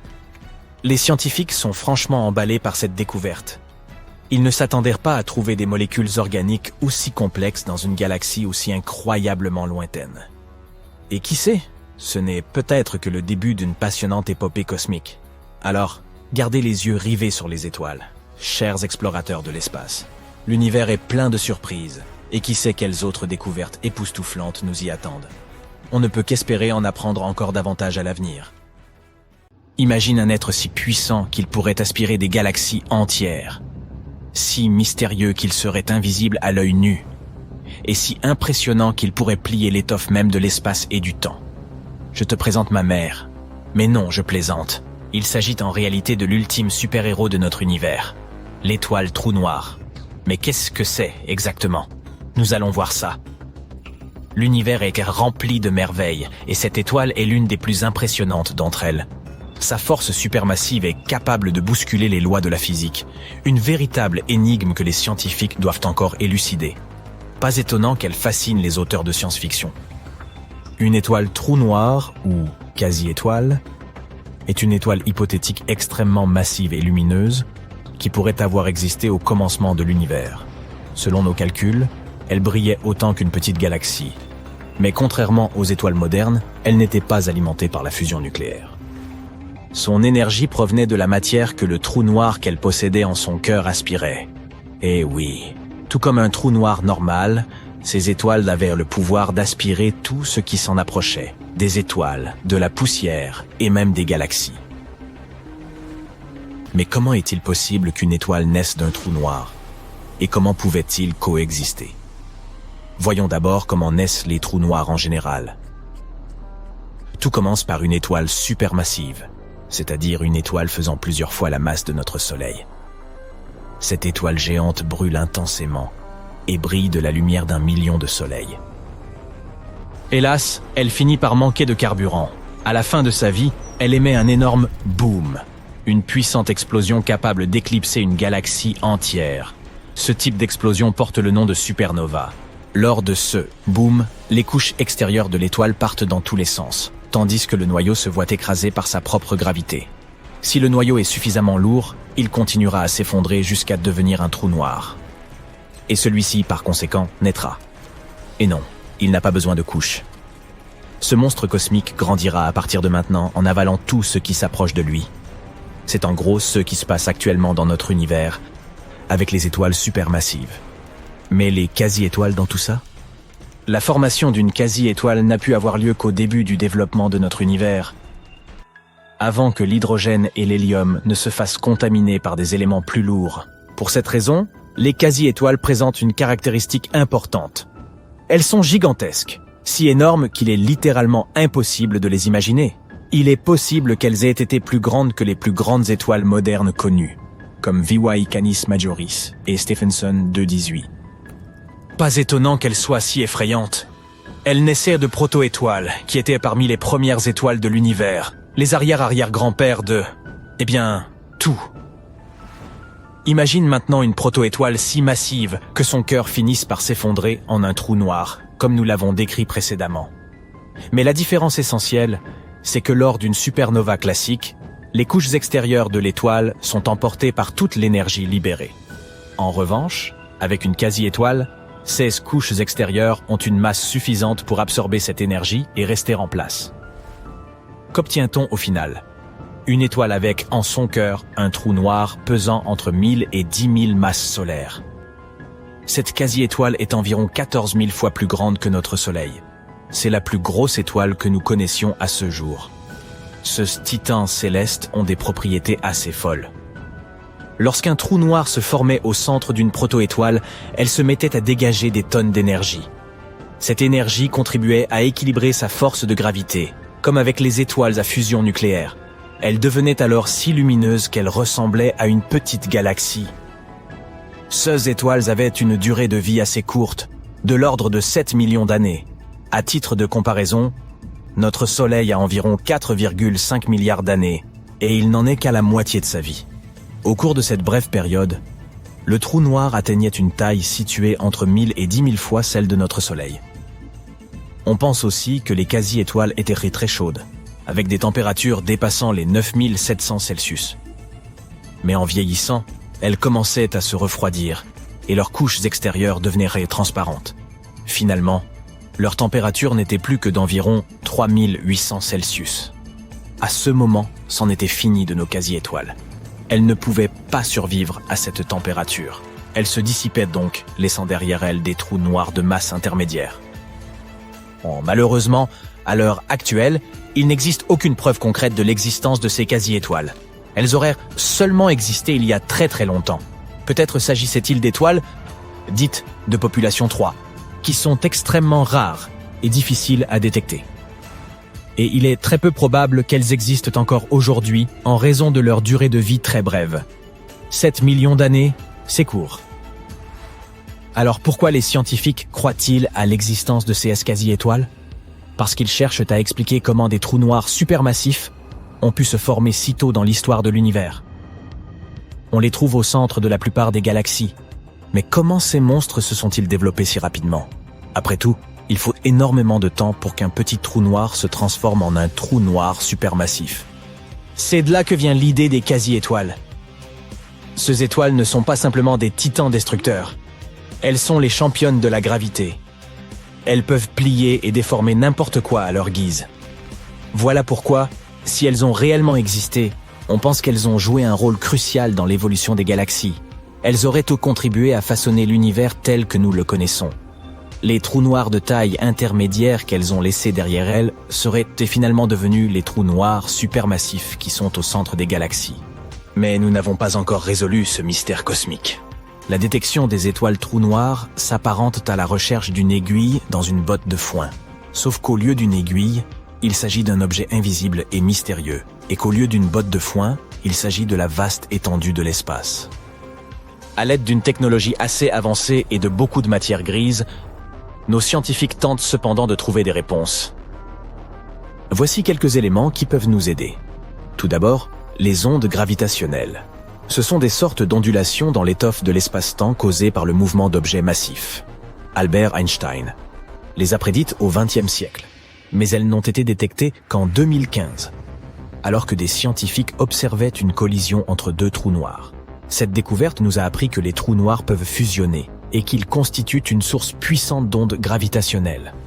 Les scientifiques pensent qu'en étudiant ces ondes, ils pourront en savoir plus sur la formation et la croissance des trous noirs. Nous pouvons aussi essayer de détecter les quasi-étoiles en observant les effets de leur gravité sur leur voisinage. C'est un peu comme quand on essaye de trouver un criminel en examinant des empreintes digitales. Si par exemple un trou noir se trouve à proximité d'une étoile, nous pourrons observer la lumière de celle-ci se déformer. Bien sûr, nous pouvons utiliser nos technologies, les télescopes à rayons X ou à infrarouge, les radiotélescopes. Cela nous permet d'étudier les trous noirs de différentes manières et à différents stades de leur vie. Nous travaillons donc d'arrache-pied pour découvrir ce qui se cache derrière ces géants célestes. Nous développons en permanence de nouveaux télescopes à la recherche des trous noirs primordiaux et nous essayons de comprendre ce qui lie les étoiles trous noirs à la matière noire. Cela nous mène à des découvertes assez incroyables, comme avec les ondes gravitationnelles. Nous espérons ainsi un jour percer le mystère des quasi-étoiles. Lorsque nous aurons découvert la vérité, nous aurons tourné une nouvelle page de notre histoire scientifique. Imagine que tu sortes de chez toi un matin et que tu vois non pas une, mais 2 étoiles briller dans le ciel. La première est notre bon vieux Soleil et l'autre est Jupiter. Mais comment une planète s'est-elle transformée en étoile ? Et qu'arrivera-t-il à la Terre et à ses habitants ? Avant de trouver la réponse à ces questions cruciales, nous devons revoir certaines des choses que nous savons sur Jupiter.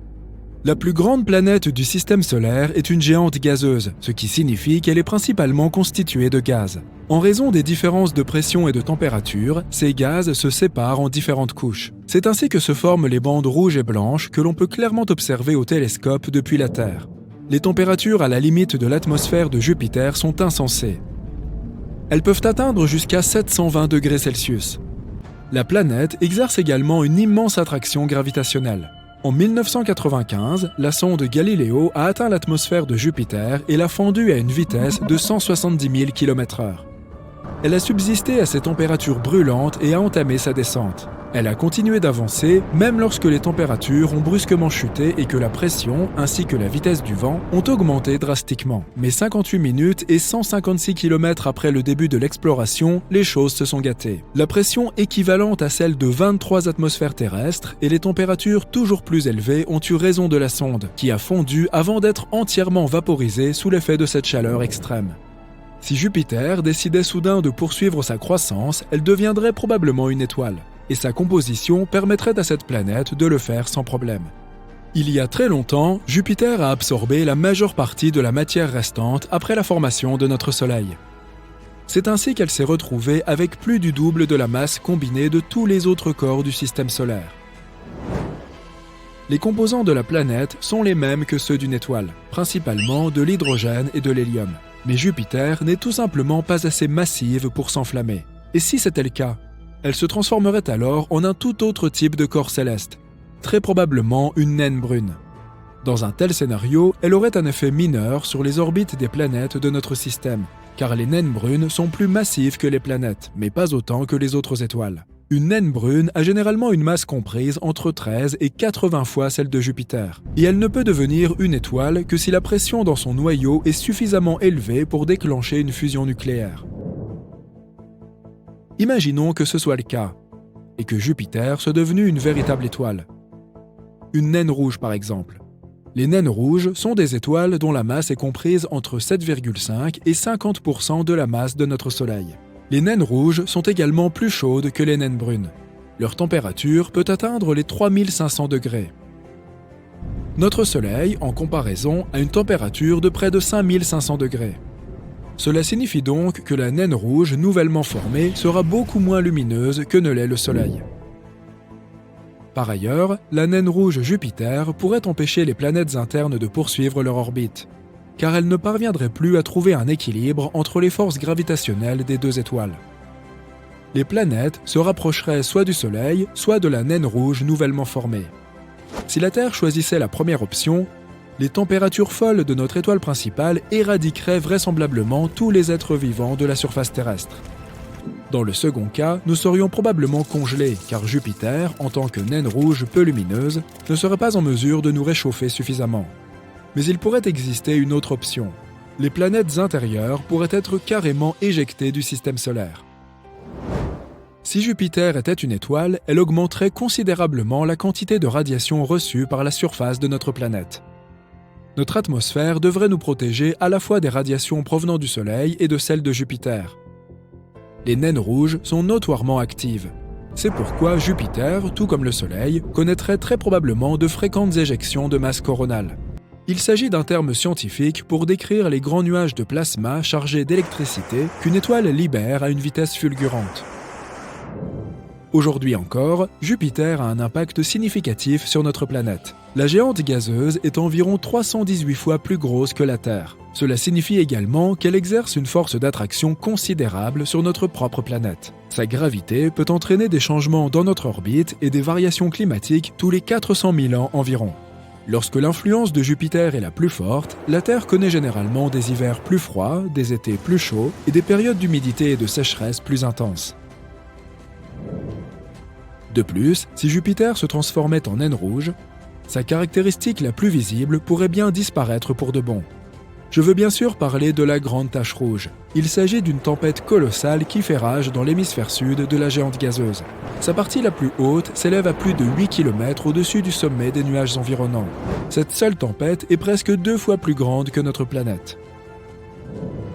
En 2017, la sonde spatiale Juno de la NASA a réussi à collecter de nombreuses données sur la grande tache rouge. Il s'est avéré que ce monstrueux cyclone s'enfonçait à plus de 320 km dans l'atmosphère de la planète. C'est 30 à 100 fois plus profond que n'importe quel océan sur Terre. Mais ces mesures sont très probablement imprécises et les véritables racines de la tempête pourraient être encore plus profondes. La grande tache rouge est plus froide que le reste de l'atmosphère. N'oublions pas que la température de Jupiter est de moins 170 degrés Celsius dans les couches nuageuses supérieures. En revanche, plus on se rapproche du noyau, plus il fait chaud. Étrangement, les températures les plus élevées jamais enregistrées dans la géante gazeuse se sont également produites dans l'atmosphère juste au-dessus de la grande tache rouge.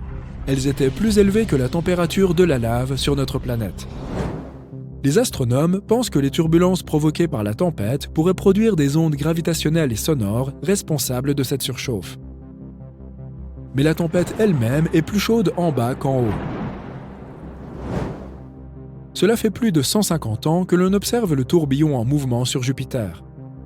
Il y a quelque temps, les astronomes ont même prédit qu'il ralentirait progressivement et deviendrait plus petit, voire qu'il disparaîtrait complètement. Mais ça n'a pas été le cas.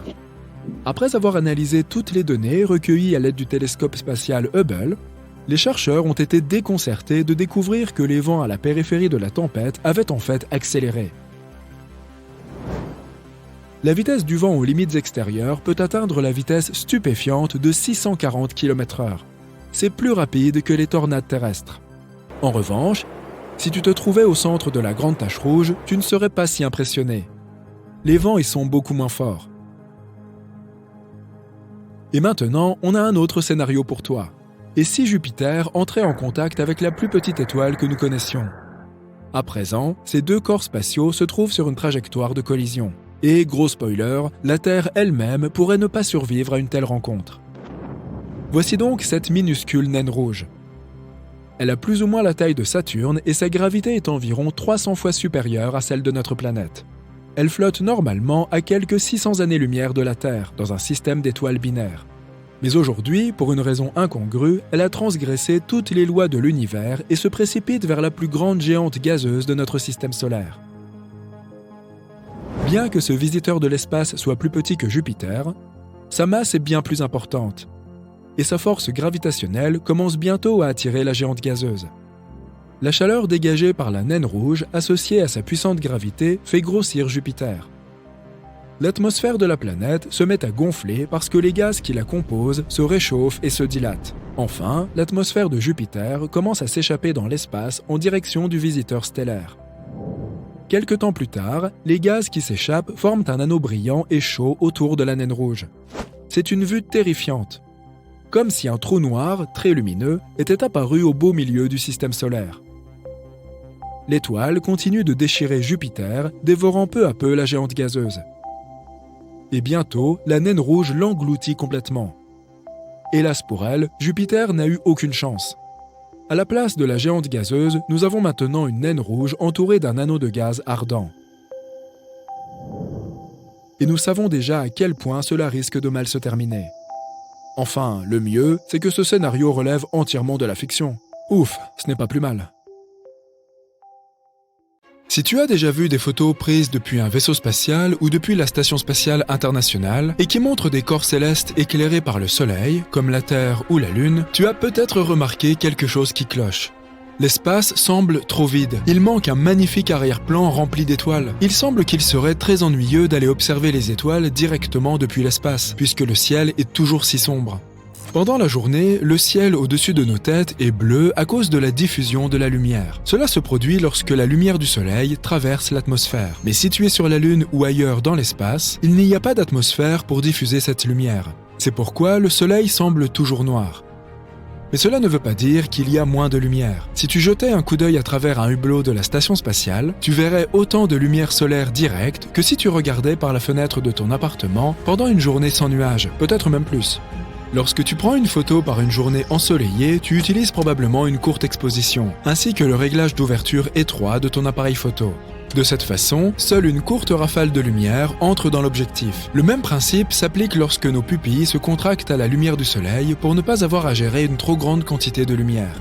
Et comme il fait tout aussi clair là-haut dans l'espace, le processus est le même lorsque tu prends des photos d'objets éclairés par le soleil. En utilisant une exposition courte, tu peux obtenir de bonnes photos lumineuses de la Terre ou de la surface de la Lune. Mais cela signifie aussi qu'il n'y aura pas d'étoiles sur la photo. Même là-haut, les étoiles sont relativement ternes. Elles n'émettent pas assez de lumière pour apparaître sur les photos prises avec de tels réglages. Notre planète a un ciel bleu qui se transforme lentement en une magnifique palette rouge-orangé au crépuscule et inversement à l'aube. Mais si tu as un jour l'occasion d'observer un coucher de soleil sur Mars, tu dois t'attendre à l'inverse, un ciel diurne orange-brun qui prend une teinte bleutée au coucher du soleil. Tout d'abord, Mars est plus éloigné du soleil que notre planète. Donc, lorsque tu regardes le soleil depuis la surface martienne, il a l'air plus terne et plus petit. Et ce n'est pas tout. Le soleil observé depuis Mars n'est qu'un point blanc bleuté entouré d'un halo bleu. La fine atmosphère de la planète rouge contient de grandes particules de poussière, qui créent un effet appelé diffusion de Mie. Cela se produit lorsque le diamètre des particules dans l'atmosphère est presque le même que la longueur d'onde de la lumière diffusée. Cet effet filtre la lumière rouge des rayons du soleil. Ainsi, seule la lumière bleue atteindrait tes yeux sur Mars. Comment se fait-il que la Terre n'ait pas d'anneau ? Toutes les géantes gazeuses de notre système solaire, Jupiter, Saturne, Uranus et Neptune, ont de tels anneaux, alors que les planètes telluriques, Mercure, Vénus, la Terre et Mars, n'en ont pas. Il existe deux théories sur la façon dont les anneaux peuvent apparaître autour d'une planète. Ils pourraient n'être que des restes de matériaux datant de l'époque où la planète se formait.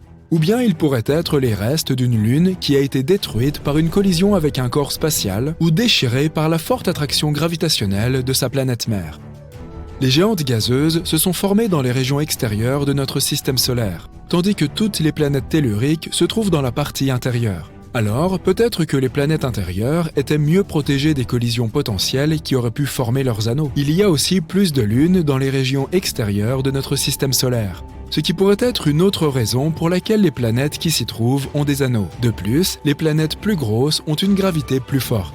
Cela signifie qu'elles peuvent maintenir leurs anneaux stables après leur formation. Certains experts pensent que la Terre avait un système d'anneaux il y a longtemps. Un objet de la taille de Mars a pu entrer en collision avec notre planète mère, ce qui a probablement créé un anneau dense de débris autour d'elle. Certains scientifiques pensent que ces débris n'ont pas formé un anneau, mais ce que nous connaissons aujourd'hui comme la Lune.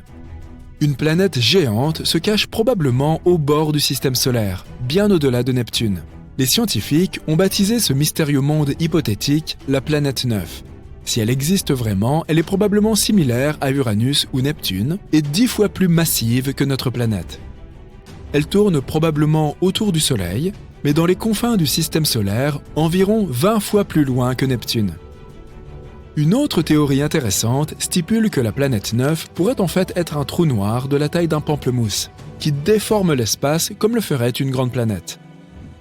Alors que nous pensions autrefois que l'eau était une substance rare dans l'espace, elle existe en réalité partout dans notre système solaire. Par exemple, on peut en trouver dans les astéroïdes et les comètes, ainsi que dans les cratères de la Lune et de Mercure. Nous ne savons toujours pas s'il y a assez d'eau pour faire vivre d'éventuelles colonies humaines si nous décidions de nous y installer. Mais une certaine quantité d'eau est certainement présente là-bas. Mars abrite aussi de l'eau au niveau de ses pôles. Elle est principalement cachée dans les couches de glace et probablement sous la surface poussiéreuse de la planète. Europe, la lune de Jupiter, a aussi de l'eau. C'est la candidate la plus probable que nous connaissions pour accueillir la vie en dehors de la Terre. Il y a probablement tout un océan d'eau liquide sous sa surface gelée, et il pourrait d'ailleurs contenir 2 fois plus d'eau que tous les océans de la Terre réunis. Neptune est étonnamment chaude, même si elle est 30 fois plus éloignée du Soleil que notre planète et reçoit moins de lumière solaire et de chaleur. Mais elle émet beaucoup plus de chaleur qu'elle n'en reçoit. Son atmosphère est aussi beaucoup plus active qu'on ne le pensait, surtout si on la compare à sa voisine, Uranus. Ces deux planètes émettent la même quantité de chaleur, même si Uranus est beaucoup plus proche du Soleil. Mais personne ne sait pourquoi. Neptune a aussi des vents extrêmement forts qui peuvent atteindre une vitesse de 2400 km/h. Pourrait-il être responsable de cette chaleur? Ou peut-être est-ce à cause du noyau de la planète? Ou de sa force gravitationnelle? Un trou noir monstrueux fonce dans l'espace à une vitesse de 8 millions de km/h. Les scientifiques l'ont localisé grâce au télescope spatial Hubble. Ils pensent qu'il pèse autant qu'1 milliard de soleils. Il était censé rester à sa place au centre de sa galaxie d'origine, mais des forces gravitationnelles le poussent dans tous les sens. À un moment donné, ce trou noir va se libérer de sa galaxie et continuer à errer dans l'univers. Heureusement, il est encore à 8 milliards d'années-lumière de nous. Les tempêtes solaires sont si puissantes qu'elles pourraient nous plonger dans le noir complet.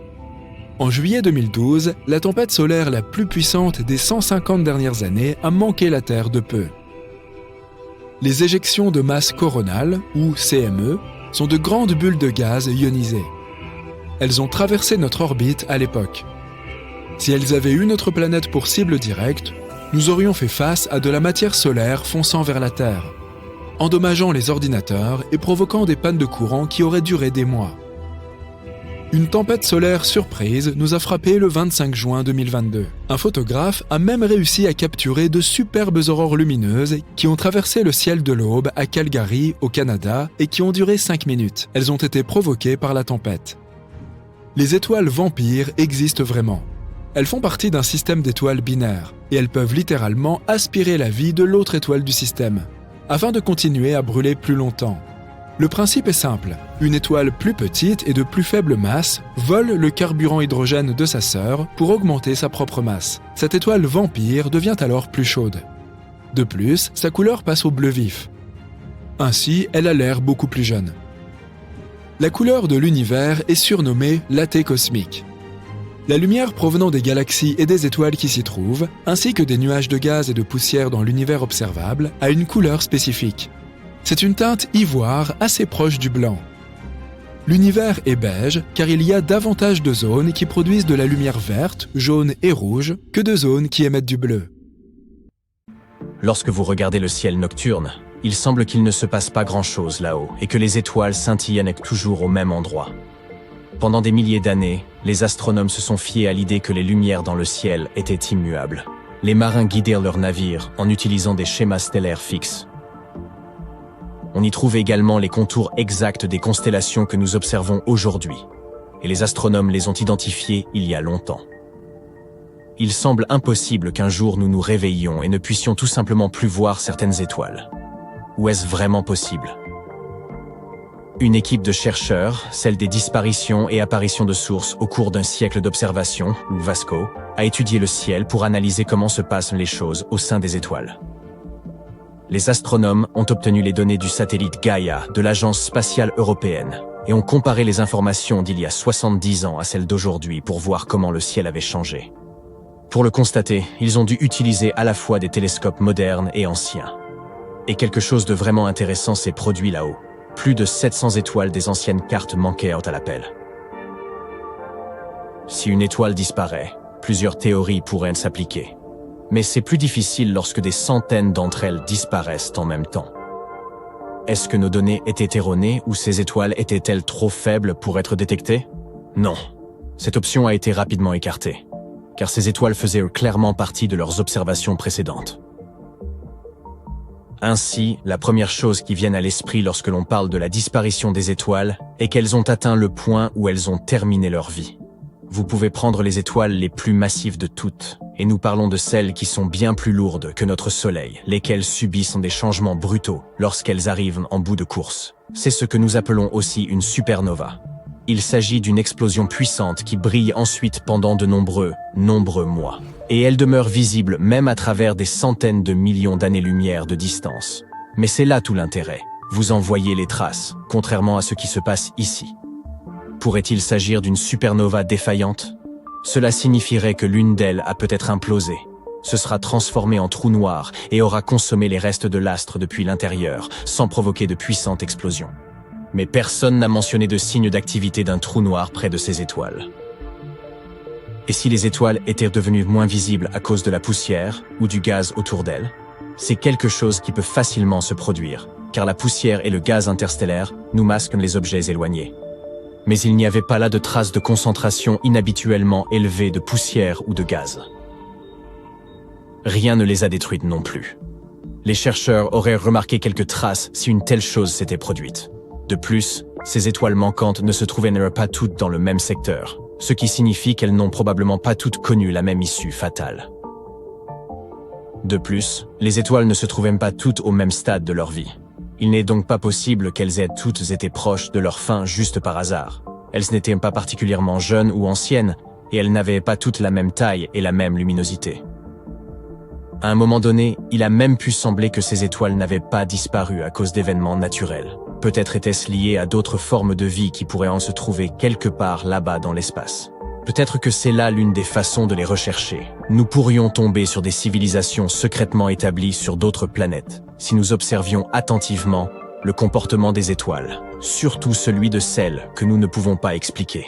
Personne ne sait exactement ce qui est arrivé à ces corps célestes disparus. Et malheureusement, pour l'instant, tout ce que nous avons, ce ne sont que des théories. Mais vous devez quand même admettre qu'elles valent le détour. Peut-être qu'il ne s'agit que d'une sorte de rémanence optique, causés par des sursauts gamma ou peut-être même des sursauts radio rapides. Les sursauts radio rapides, ou FRB, sont de puissantes impulsions d'ondes radio. Elles peuvent libérer plus d'énergie en quelques millièmes de seconde que notre gigantesque Soleil n'en dégage en près de 100 ans. Nous ne comprenons pas vraiment encore comment ces éruptions d'énergie fonctionnent. Nous ne savons donc pas ce qu'elles sont capables de faire. Mais quand même, des centaines d'étoiles qui disparaissent à peu près au même moment. On compte entre 100 et 400 milliards d'étoiles dans notre galaxie. Nous verrons donc probablement certaines d'entre elles disparaître aussi. Espérons que nous comprendrons mieux pourquoi de telles choses peuvent se produire. Bien sûr, les astronomes ne sont pas certains de ce nombre, car nous ne pouvons pas voir toutes les étoiles de la Voie lactée depuis notre planète. Certaines sont trop faibles, certaines sont trop éloignées, ou même cachées par la poussière ou le gaz. Mais ils déduisent ces nombres en fonction de la taille, de la forme et de la masse probable de la Voie lactée. Et parmi des milliards d'étoiles, un peu plus de 9000 d'entre elles sont visibles à l'œil nu. Si vous voulez en voir davantage, vous aurez besoin d'un bon télescope qui révélera celles moins brillantes que vos yeux sont incapables de discerner. Nombre des étoiles que nous voyons dans le ciel nocturne ne sont probablement déjà plus en vie. Les étoiles sont des boules géantes de gaz qui produisent de la lumière et de la chaleur par fusion nucléaire au sein de leur noyau. Cependant, les étoiles ont aussi une durée de vie limitée, et en bout de compte, elles arrivent à court de carburant et cessant de briller. Lorsqu'une étoile disparaît, elle peut devenir une naine blanche, une étoile à neutrons ou un trou noir, en fonction de sa taille.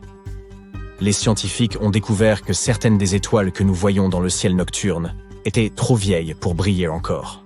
Cela signifie qu'elles se sont peut-être éteintes, mais que nous voyons toujours leur lumière parce qu'elle met tant de temps à nous parvenir. À vrai dire, nous pourrions regarder vers le passé lorsque nous regardons les astres. Observez toutes les étoiles que vous pouvez distinguer à l'œil nu. Elles se trouvent à environ 4000 années-lumière de nous. Cela signifie que ce que nous voyons sont des étoiles qui sont apparues il y a au moins 4000 ans. La plupart des étoiles que nous connaissons existent au sein des galaxies, qui sont d'immenses regroupements d'étoiles, de gaz et de poussière, retenus ensemble par la gravité. Pourtant, il existe aussi de vastes zones d'espace vide entre les galaxies, et la question est, pourraient-elles abriter des étoiles? Il semble que ces étendues d'espace ne sont pas totalement vides. Il y a encore un peu de gaz et de poussière, ainsi que de la matière noire, laquelle est un type de matière que nous ne pouvons pas distinguer mais dont nous savons qu'elle existe, en raison de ses effets gravitationnels sur d'autres objets. Les scientifiques ont même découvert quelques étoiles isolées, dans ces étendues de l'espace. Ces astres ne se sont pas formés ici. Elles ont terminé là par accident, ce qui signifie qu'elles ont probablement été éjectées de leur galaxie par des forces gravitationnelles ou des collisions avec d'autres objets. Et il pourrait y avoir plus de ces étoiles que nous ne le pensons, sauf qu'elles sont simplement trop faibles pour être vues depuis la Terre. Les étoiles ne scintillent pas réellement, c'est plutôt que nous les percevons ainsi depuis la Terre. Il semble qu'elles scintillent en raison de l'atmosphère turbulente de notre planète.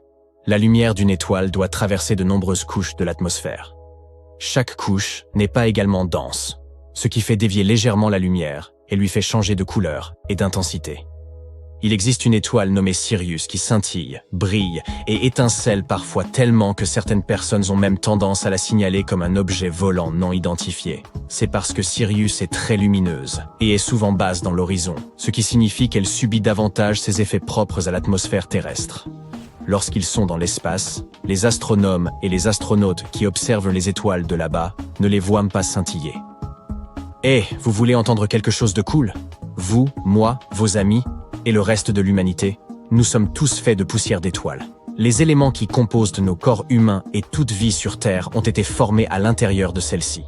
Les blocs de construction de la vie, tels que le carbone, l'azote et l'oxygène, ont été créés à l'intérieur des étoiles et ont finalement été libérés dans l'espace lorsqu'elles ont disparu. Ces éléments sont ensuite devenus partie intégrante de nouvelles étoiles, planètes, et finalement de la vie sur Terre. Le fer dans notre sang a été créé dans les noyaux des supernovae, qui sont les énormes explosions qui se produisent lorsque les étoiles s'éteignent. Certains disent même que le calcium de nos dents et de nos os serait probablement issu de l'explosion d'étoiles. L'oxygène dans nos poumons a aussi été créé au cœur d'étoiles massives avant d'être libéré dans l'espace à travers les supernovae.